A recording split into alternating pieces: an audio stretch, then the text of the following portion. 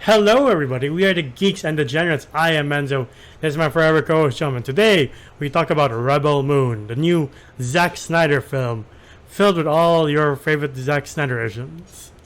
Um, Needless to say, before we go into the plot of this movie and delve into not really much character development for a lot, but the character of Korra, we should say that as a warning to those watching this video, if you like Zack Snyder or not, it really depends on you because we won't be able to change your mind because, again, everything is subjective when it comes to movies. But I kind of like this movie. I don't know about you.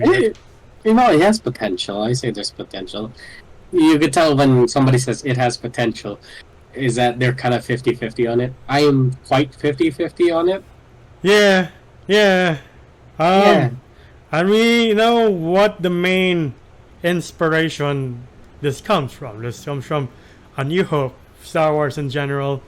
Just from the beginning, I was like, yes, it's This is very Star Wars. yeah. Especially when we start on the farm and everything's hunky dory at first until it's not.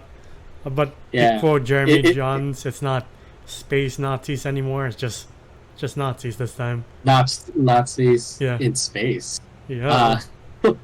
But like, yeah, it is a R-rated, somewhat R-rated Is it Star R-rated Wars though? movie. I don't see a lot of blood and It's guts. PG-13, but like I would say R-rated because it is a little bit more brutal compared to like Star Wars itself. other Star Wars movies. Like at the beginning, where we're introduced to the town and like everybody's like very nice, and you're like, oh, we have a tradition where after this festival, you all have to, you got to get the yuckin Yeah. because to make our town grow. And I was like, Yeah. okay. And like people are just like willing to be like, you, I want you. I'm like, okay. And we, of course, we get I would say the Han Solo. Yeah. And Han, Princess Leia of the story. yeah, I guess so. Where there's this guy who's a hunter, and he's like all that, and you think, oh, he's the perfect suit. When no, it's the farmer guy who does all like who counts all the produce and makes sure that they're on track for the season. You get that like he's the love interest in this one. Yeah, and the main guy, the main leader, is this old, wise, strong warrior who, for lack of a better term, is the Obi-Wan Kenobi of this village, I guess. I'm guessing he was a very great character. I like him. He's played by shit. What's his name? He's from Ant-Man. He's Yellow Jacket. Ant-Man? No, he's Yellow Jacket. Oh! Oh! I forgot the actor's name, too. Not just because he's bald. Really? But yeah. Look it up. Huh. Yeah, we could put his picture right here if Enzo finds it. Yeah, but to quote a very famous show, everything changed when the Fire Nation attacked. Fire Nation attack. Yeah. What's the oddest thing is that like when I was watching this movie, I was watching it alone, and then my mom and dad came in and they're like, "What's this movie?" And I was like, "Oh, it's Rebel Moon. It's supposed to be Star Wars," but they were like, "Nah." And then Zack Snyder was like, "I want to make it." But Yeah. it's not Star Wars. Wink, wink. And then so they watched it separately from me because they wanted to watch it from the start. And then it was at the exact moment when the stormtroopers, big quotations, the very oddly accent. I don't know. Like, what is that accent? I really don't know. Is it like South African? Yeah, South African and some might be Australian? Australian? I don't know. Yeah. But anyway, if anyone can correct us, we meet those guys, and then they're sexually harassing this girl who's like, "Bring me water." I'm like, Yeah. and then the commander's like very soft on her. I was like, And then Korra steps in to save her with all the glorious Zack Snyder slow-mo. And then she rescues her, the woman, with the help of Jimmy, who's played by Anthony Hopkins. I had the cast here. yeah. Oh yeah, we forgot to like introduce that one character. He's like a robot. Yeah. But he was like a robot for the old empire, for the old king who's dead now. Yeah. There's a whole story. You just gotta watch it. Yeah, I think that's one of my main complaints is that there's a lot of exposition here. Like there's a lot. Yeah, yeah. But I do like it that they kind of subtly show us who their future teammates are going to be. So there's this like kid who's clearly defecting from the stormtroopers with quotations. I don't know what you call them. I like the design of their armor. Yeah, like to be honest, Uh, this feels like a New Hope mixed with a bit of Warhammer 40k. I was gonna say the same thing, Yeah, right? Like the ship looking like a legit like boat ship. yeah, I was like, that's cool. And like seeing the robots, they're very like, yes, very mechanical, but at the same time very regal. There's like designs on them that are like, oh, it feels handcrafted, yeah. I think but they're this. supposed to be like mass produced kind of soldiers. Yeah, I really think this is supposed to be more akin to Warhammer 40k than A New Hope because A New Hope, I don't know, there's something very much different aside from the violence and the Especially the armor of like the soldiers. They look like whoever 40k. yeah. Yeah. But Korra has to assemble her team of ragtag, basically the Magnificent Seven, Seven Samurai of this whole movie. Yeah, yeah. When I got a little bit disappointed when that was the case Yeah, because I feel like the whole Seven Samurai theme kind of got played too much yeah, and got retold a lot already. Like we have an anime about it. We have the Magnificent Seven is supposed to be that as well. Um, we also have like Kurosawa and of course the original. But yeah, I feel like there's like too much of it now, yeah. It's and now we have it in space. oversaturation. Yeah, so I got a little bit disappointed that's the case, and like they're just looking for, teammates now, just to like, hey, we had this little small village that we kind of need to teach them how to fight Yeah. before the big baddies come along. Um, though something in Korra's backstory when she tells Gunther about how she was a soldier of war and she came to this village somehow, which we still don't know the answer to how.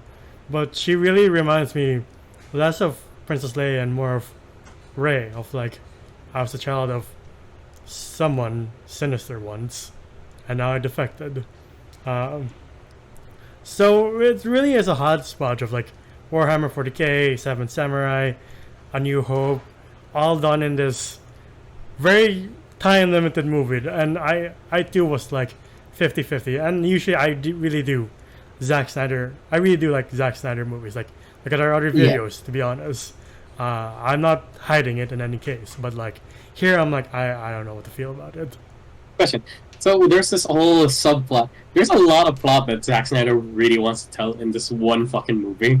Yeah, it's kind of It's like just- you're kind of like you're not building the DC universe anymore. You can calm down with Yeah. inserting so much. yeah. So like we have this like kid who might be magical and might be the key to like stopping this evil empire. Yeah, And there's like this horrible. Not gonna lie, it was horrible. Like this shining effect that the kid has. And I was Yeah. like, no. What else? We also have like another subplot with the robot and like the girl. yeah. There's also the rebellion of the Blood Axis, the sister and her brother. The brother played by Ray Fisher, who is Cyborg in Mm. Justice League. Yeah. There's also that one guy they free with like a griffin. That part I really Yeah. like. The griffin part was pretty cool. I feel like the griffin, its eyes were a little too weird for me. Mm. Like, but that's just an epic. That's just an epic. But the idea is like the beast tamer kind Yeah. of guy, and he tamed that thing from Harry Potter.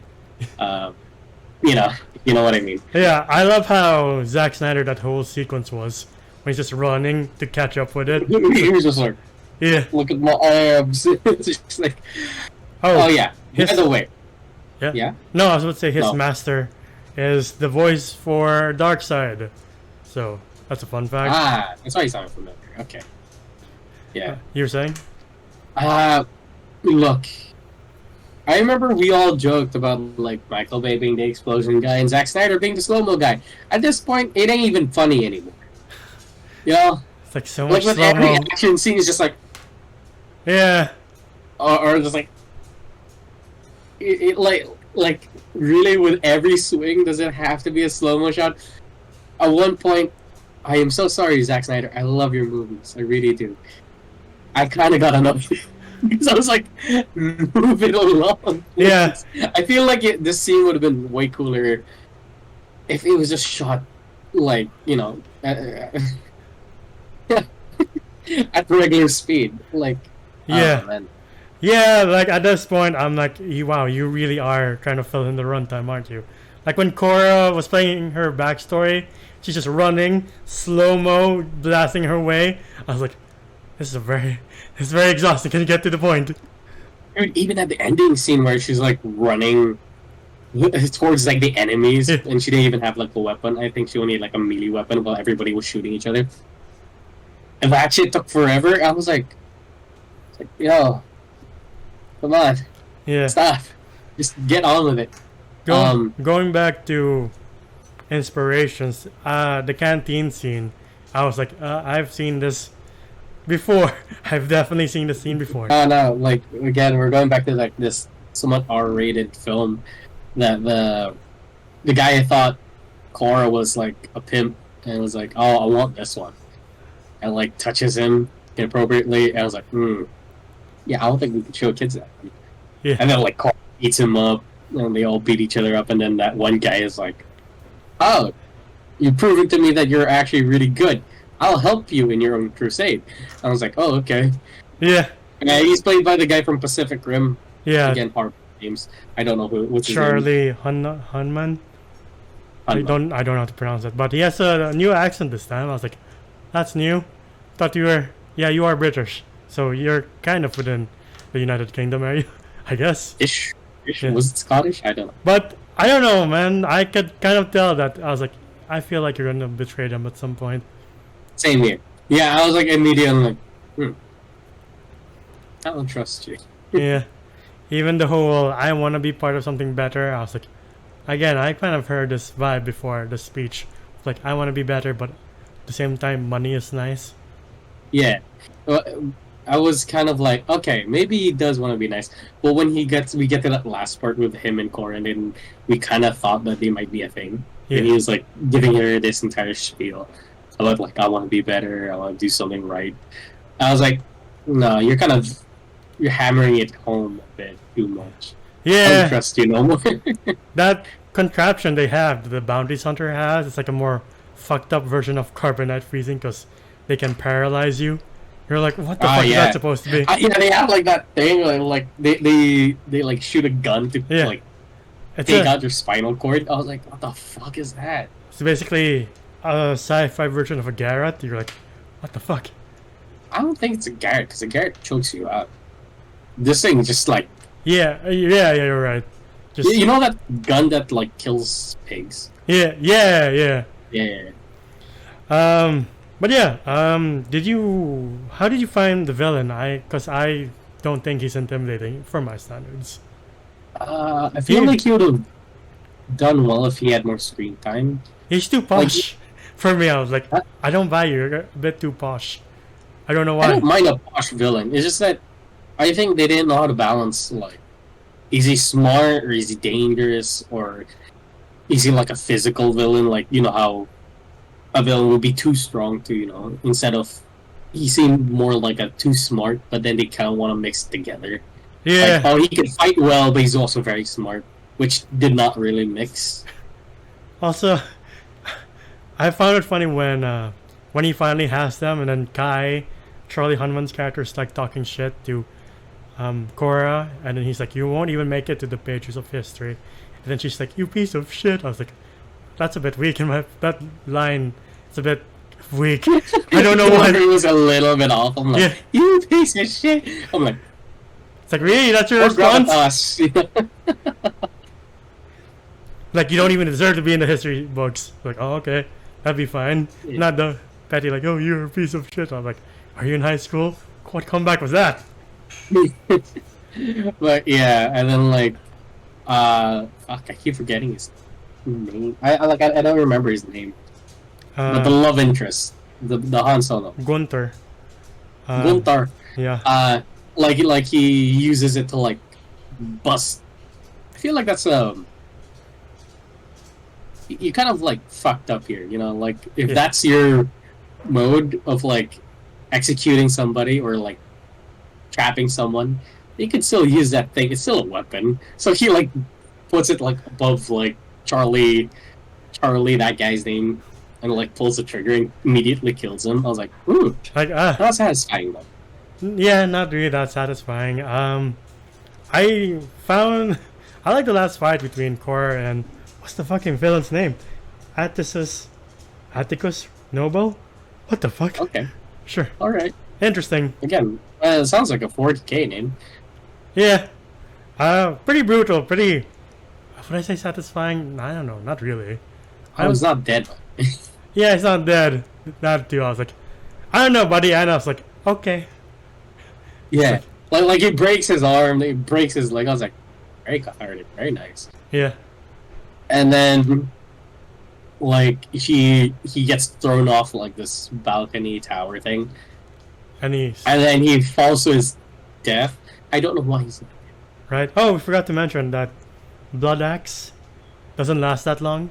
Cyborg, because he does the trailer shot of just jumping towards the turret after the Kai betrays them, and he stabs. Yeah, and then he blows it up. And I was like, oh no, he doesn't blow it up. Like he steers it into like the other ship. Yeah, he misses though. He's like, the guy's like, that was close. Shit. Yeah,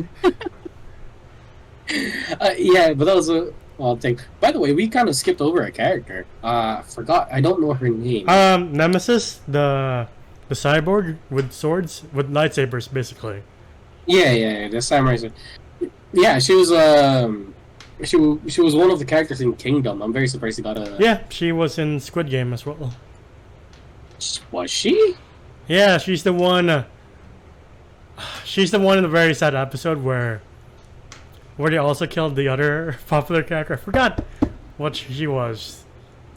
Like, right, there's she and another girl were paired, and then she was like, "Oh, I drew the short straw. You have to kill me now." No, that's not her. That's not her. That's not her. That's No, racist. Excuse me. No, that's not her. I'll remember her being in Squid Game. I thought she was. Nah, you might be right. No. It's been. A I while also since thought she was in Squid Game. I really had to recall. I had to look up the casting. And I was like, no, she's not in Squid Game. She was in Kingdom, which was another popular Korean drama, and it was the one where they're like, zombies. Zombies, yeah. Yeah. She was like the nurse trying to look for the cure. I haven't seen it, so I wouldn't know. Oh, dude, you should. You'll love it. Okay. It's up your alley. Were you petrified of the spider? Not really. Yeah. It looked kind of cool. It looked like a Final Fantasy boss. I really like it. I like the cyberpunk area that she lived in. Yeah. I felt kind of bad because like majority of the characters here are pretty cool, but have no development. Yeah, like it was a little bit rushed because runtime. They kind of had to rush their development, and they were kind of like, "Hey, we're kind of trying to save this village," and they're like, "Yeah, all right, I'm in." Really? You don't have anything better to do? Yeah, I mean, I get Jaimon Hansu's character, General Titus, who's back to. Oh, he was cool. Yeah. Where they're in this like Greek-esque like planet. Yeah. And there's like gladiator fights. I was like, that's kind of cool. Never knew Jaimon Hansu was that buff. I was like, Jesus Christ. No, he wasn't like we're kind of used to Jaimon Hansu like being lean. Here he's like bodybuilder buff. I was like, yeah. Yeah. But yeah, not a lot of character development really. You're not like it's literally Sophia Boutela's character, Korra, who gets the most, which kind of makes sense, but at the same time I was like, I kind of want to know more about the other ones since we're building up to this last stand apparently.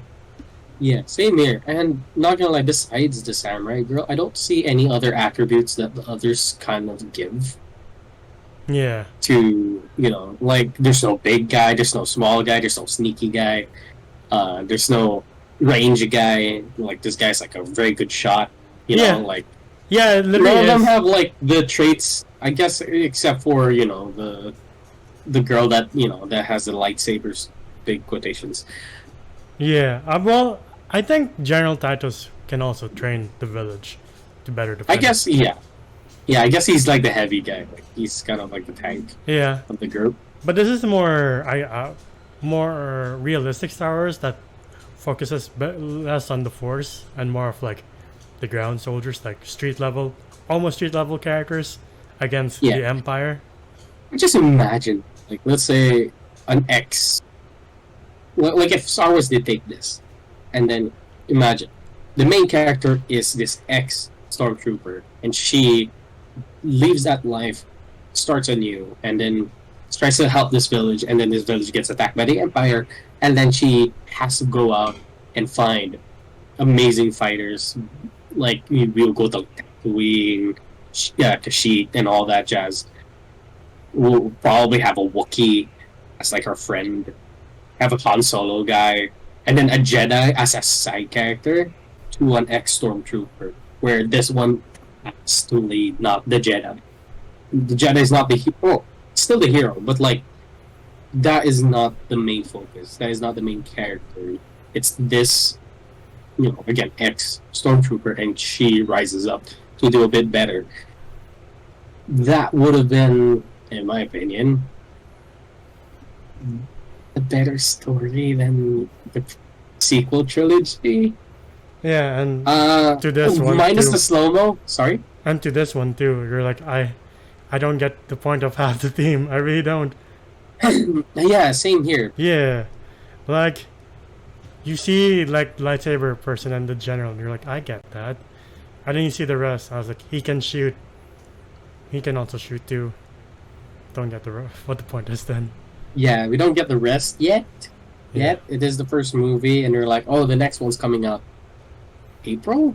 Yeah, March? April April like close to Dune Part 2.